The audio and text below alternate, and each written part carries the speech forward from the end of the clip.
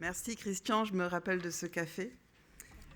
Et effectivement, je parle beaucoup, alors il s'est dit je vais l'inviter. Alors, comme Christian l'a mentionné, j'ai un long titre en français, directrice de développement des ressources, et en anglais, fundraiser, j'aime pas. Moi, je préfère dire friendraiser. Je vous expliquerai après. Alors, suis-je influencée par les tendances ou ancrée dans mes convictions? Alors, si vous le voulez bien, on va commencer ensemble. Je vais vous demander à tous de lever la main. Allez-y, levez la main. Et vous la gardez levée, d'accord? Et vous allez la baisser uniquement si ce que je vais énoncer tout de suite, ça ne vous concerne pas. Est-ce que vous avez tous, ces dernières semaines ou mois, utilisé au moins une fois un outil d'intelligence artificielle type ChatGPT, Claude, Copilot? Gardez la main levée. OK. Est-ce que vous avez utilisé un smartphone ces dernières années? Gardez la main levée, OK, tout le monde. Est-ce que certains ont eu un BlackBerry? Ah, il y a quelques mains qui se lèvent, qui se baissent. Qu'est-ce que le BlackBerry? Est-ce que vous avez eu un téléphone sans fil? Gardez la main levée, relevez la main. Allez, relevez la main. Un téléphone sans fil, oui. Un téléphone avec un très long fil. Oui, on a connu les téléphones avec les très longs fils. Et la télévision couleur. Vous avez connu la télévision couleur? Oui. Alors là, peut-être qu'il y a des mains qui vont se baisser, puis je vais sentir ceux qui sont de ma génération. La télé en noir et blanc. Et voilà, on n'est plus que 10 à être de la même génération. Je me sens moins seule. Alors, est-ce que vous avez été influencé? Vous pouvez baisser la main, hein, merci. Sinon, vous restez toute la conférence comme ça. Alors, est-ce que vous avez été influencé? Ou est-ce que vous avez simplement avancé avec votre temps? Alors, parce que pour moi, s'adapter, ce n'est pas forcément se compromettre. Mais alors, je pose la question, où est la limite? À partir de quand est-ce que l'influence du monde nous éloigne de nos convictions profondes? Alors moi, cette question, je la vis tous les jours. Parce que c'est quoi mon métier de fundraiser? En fait, c'est aller chercher de l'argent pour financer les missions sociales de l'ONG pour qui je travaille. Alors l'argent est au cœur de mon métier.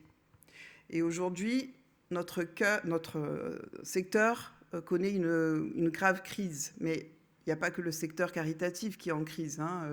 On voit qu'il y a énormément de secteurs touchés aujourd'hui.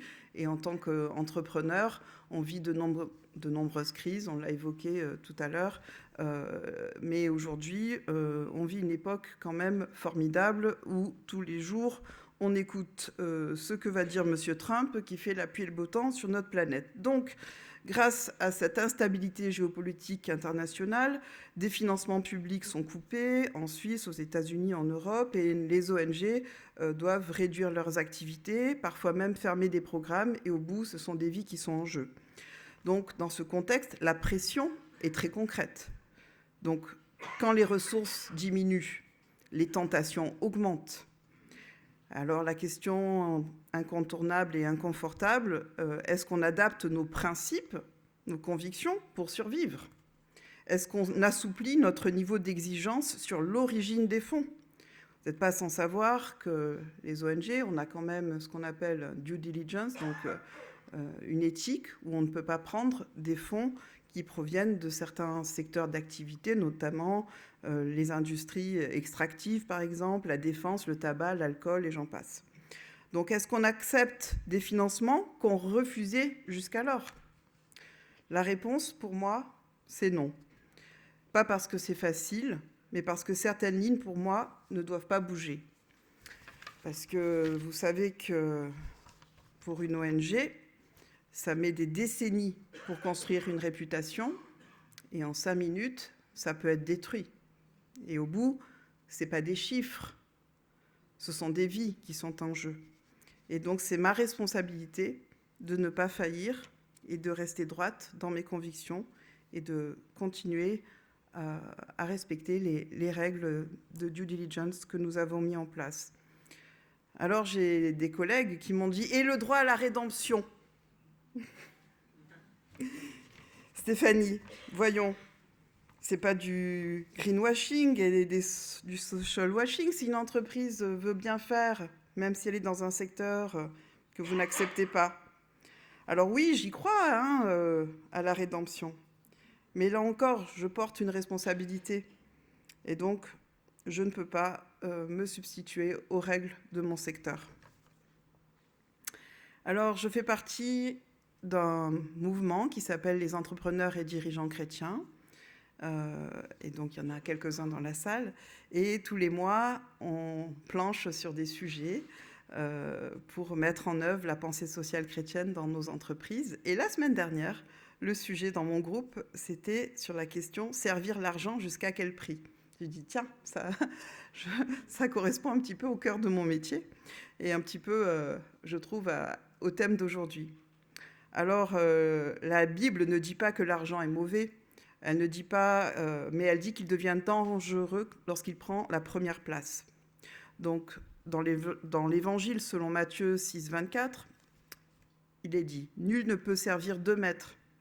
Vous ne pouvez servir Dieu et Mammon, Mammon étant l'argent, la richesse. » Donc, il y a également une parabole que j'aime beaucoup, celle du riche insensé. C'est un riche agriculteur qui accumule ses récoltes et puis qui dit « Tiens, je vais agrandir mes greniers pour accumuler ma richesse et comme ça, je serai tranquille pour mes vieux jours, je n'aurai plus rien à faire. » Sauf que le soir où il décide de faire ça, la vie lui est reprise, il décède. Et donc, selon l'Évangile, selon Luc 12.16, il est dit, il en est ainsi de celui qui amasse des trésors pour lui-même et qui n'est pas riche pour Dieu. Donc, il n'a pas pensé après qui va bénéficier finalement de tout cet argent. Donc, l'essentiel pour moi n'est pas l'argent, c'est la place qu'on lui donne. Alors oui, c'est compliqué dans mon métier où l'argent, c'est la préoccupation de tous les jours. Mais je vais vous dire ma conviction profonde, c'est qu'il y a des petits miracles qui se passent tous les jours parce que notre Seigneur est à l'écoute. Et donc, je partage des choses qui se sont passées, on va dire, tout récemment. Lors des coupes de financement américain, je fais partie d'un groupe des alumni d'une ONG chrétienne de la région et qui attendait depuis des semaines une réponse pour des fonds. Ils étaient vraiment dans une situation critique.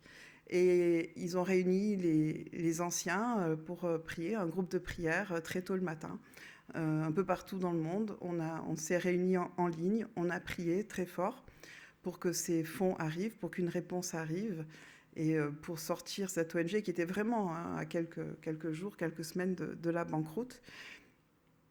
Quelques heures après la fin de la prière, une réponse et l'argent est arrivé. Alors moi, je ne crois pas à la coïncidence. Je crois beaucoup à la résonance de la prière.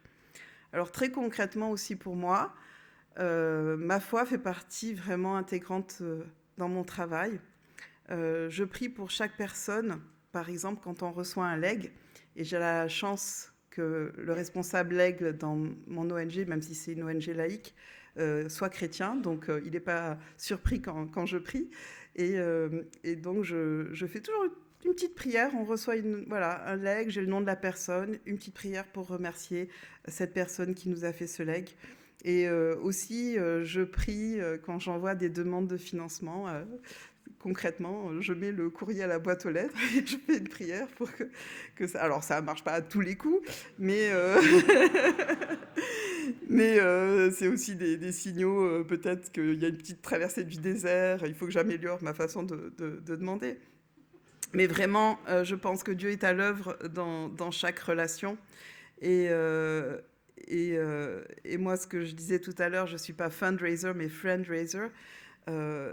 C'est parce que je crois vraiment que ce qui est important dans mon métier, c'est l'amour qu'on y met. Et c'est vraiment ce qui va m'ancrer Et donc, je vais aussi vous partager un petit peu le type de leadership ou ma vision du leadership, donc dans mes convictions, c'est d'être un leader authentique. Donc, il y a François-Daniel Mijon qui enseigne le leadership authentique. Vous pouvez regarder des vidéos ou lire son bouquin. Mais pour moi, c'est d'abord d'être aligné. Ce que je crois, ce que je dis et ce que je fais doivent être cohérents. Être ensuite vrai, accepter mes forces, mais aussi mes limites, parce que l'authenticité crée la confiance. C'est aussi servir avant de se servir, ne pas être au centre, mais au service. Et puis décider avec conscience, même quand c'est difficile, même quand ça coûte. Un leader authentique, ce n'est pas quelqu'un de rigide, c'est quelqu'un d'ancré, quelqu'un qui évolue dans le monde sans se perdre. Alors voilà, moi, ce qui manque, c'est l'amour. J'essaie d'aimer mes donateurs, enfin j'adore mes donateurs, d'aimer mes collègues, même si certains c'est un peu compliqué, et qu'il y a des jeux d'ego dans les entreprises. Mais voilà, je sais que donner au fond, c'est un acte d'amour. Et j'aime beaucoup cette citation de Winston Churchill. Alors là, je vais le dire en anglais, après je traduis. We make a living by what we get, but we make a life by what we give. Nous gagnons notre vie avec ce que nous recevons, mais nous construisons notre vie avec ce que nous donnons. Et j'aimerais aussi vous partager donc rapidement une expérience il y a quelques semaines. C'était le centenaire des assises donc des entrepreneurs et dirigeants chrétiens à Lyon. Et il y a eu un très beau témoignage d'une entrepreneuse qui a une maison de pompes funèbres et qui a dit vous savez, forcément, dans mon métier, on fait beaucoup de célébrations donc,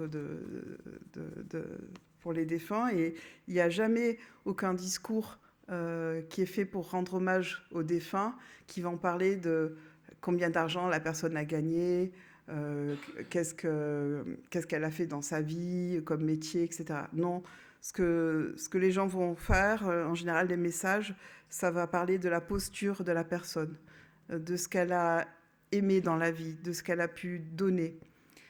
Et donc, voilà, pour moi, ce témoignage a résonné très fortement parce que si je mettais au centre l'argent, même dans mon métier, l'argent ne viendrait pas.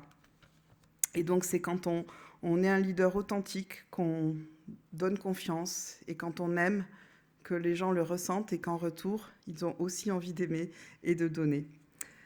Alors, est-ce que je suis influencée par le monde ?